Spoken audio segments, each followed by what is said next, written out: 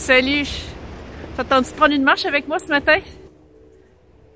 Je t'ai amené à l'île aux Hérons. C'est un endroit que j'aime beaucoup, un endroit où je viens souvent lire, réfléchir, méditer. En fait, me poser les bonnes questions. Ici, il y a plein d'eau tout le tour, été comme hiver, donc et ce sont les rapides, alors ça me ramène à la nature, à quelque chose d'essentiel, comme les lois, finalement. J'en ai deux dernières à te proposer. La loi du sacrifice et la loi de l'obéissance. Oui, je sais, c'est pas très sexy comme mot. Moi, quand j'entends le mot sacrifice, j'ai toujours l'impression que je vais perdre quelque chose. Quand j'entends le mot obéissance, j'ai l'impression qu'il y a quelqu'un qui va avoir le pouvoir sur moi. Je me disais, ça se peut pas que des lois universelles se basent sur ces mots-là, puisque ce sont des lois qui régissent l'univers. En quoi est-ce que l'univers se sacrifie? En quoi est-ce que l'univers obéit? Il y avait une notion un peu dure pour moi. Et dans le livre de Halliwell, c'est très bien expliqué. J'ai bien fait de douter et de déjà me mettre en disposition pour changer ma perception sur ces mots-là. D'ailleurs, dans mon livre, La protégée de Clara, je vous en dirai pas plus, mais elle appelle cette loi-là la loi du sacrifice d'une façon différente. Elle l'appelle la loi du 100%. Tu sais, quand un athlète là, travaille 4 ans de sa vie pour les Jeux olympiques, est-ce que c'est du sacrifice? C'est des efforts, c'est de l'énergie, c'est de l'obsession, c'est de la passion. On peut trouver tous ces mots-là pour remplacer sacrifice. Mais je trouve que la loi du 100%, ça nous donne un petit peu plus de motivation. C'est la loi du kilomètre de plus. Si tu donnes 100% de toi-même, tu vas avoir les résultats qui vont équivaloir à 100% de ce que tu as donné. Ça revient à la loi du donner-recevoir. Puis si tu donnes 100% de toi-même, à l'intérieur de toi, tu vas avoir la satisfaction. Tu vas avoir plus de confiance, tu vas avoir appris plus de choses. Donc, il va se faire un petit peu plus d'espace. On tombe dans la loi de la compensation. Tes pensées vont changer. On tombe dans la loi de la pensée.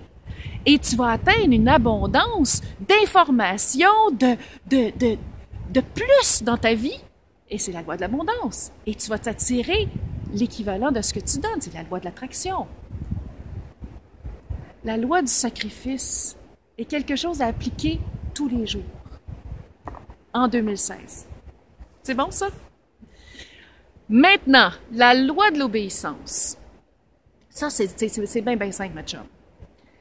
Si je t'appelle au téléphone, là, je vais être obligée de suivre un processus. Hein? Je vais être obligée de peser sur mon petit bouton vert, puis après ça, d'aller chercher le clavier. Puis là, si j'ai pas ton bon numéro de téléphone, je te rejoindrai pas, donc il faut que j'aille ton bon numéro de téléphone.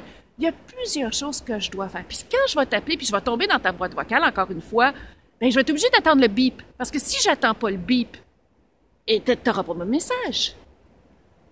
Obéir, c'est se soumettre à un processus. Et le processus, quand on parle des lois universelles, c'est d'appliquer les lois telles qu'elles sont. Si je conduis ma voiture puis que je fais pas mon stop ou que je fais pas ma lumière rouge, je risque d'avoir un accident. Hein? Si j'applique les lois de la circulation, je risque de me rendre en sécurité à bon port. Ça te tente-tu d'arriver en sécurité à bon port dans ta vie? Il s'agit juste de suivre ces lois-là. C'est bon, hein? Mais avant de te quitter, je voudrais te faire le meilleur des souhaits. Te poser une question qui va aligner toute ton année 2016. Qui veux-tu être en 2016? Tu le sais-tu?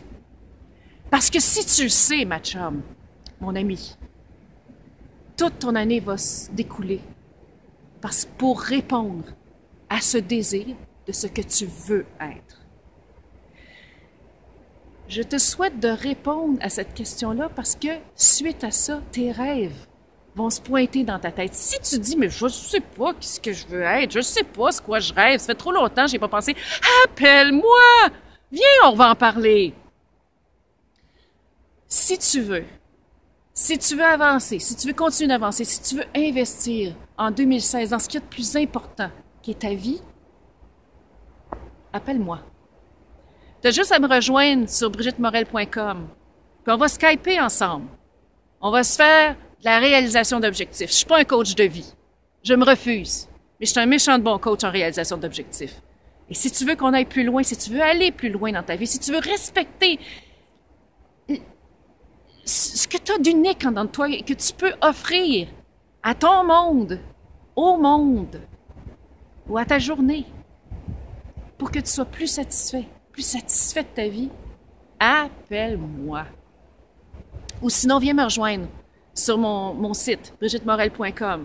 Viens faire le programme VIP si tu veux. Tu n'auras même pas besoin de me parler. On va pouvoir s'écrire. Et comme ça, tu n'auras pas besoin de te déplacer. Et tu vas pouvoir rêver ta vie. Tu vas pouvoir te poser la question de qui tu veux être pour enclencher la meilleure année de ta vie. Ce serait bien, hein? Alors, tu viens me voir. C'est pas cher. C'est pas investir dans sa vie, là. Écoute, moi, j'ai pas regretté aucune scène de ce que j'ai pu dépenser dans ma vie pour être rendu où est-ce que je suis. Puis je vais te dire que je trouve ma vie intéressante en citron. On va avoir du fun. Bon, ça va être quoi? C'est peut-être 35 pièces pour avoir un coach. Est-ce que tu trouves ça cher? Je t'ai même fait un programme où tu vas pouvoir payer en 3 versements, si jamais ça te tente. Bah, je t'oblige pas, hein? Je te vends ce que je suis de mieux. Si tu veux avancer dans la vie, je suis là. Si tu as besoin de moi, je suis là. Et je te souhaite la meilleure année de ta vie en 2016. Bonne année!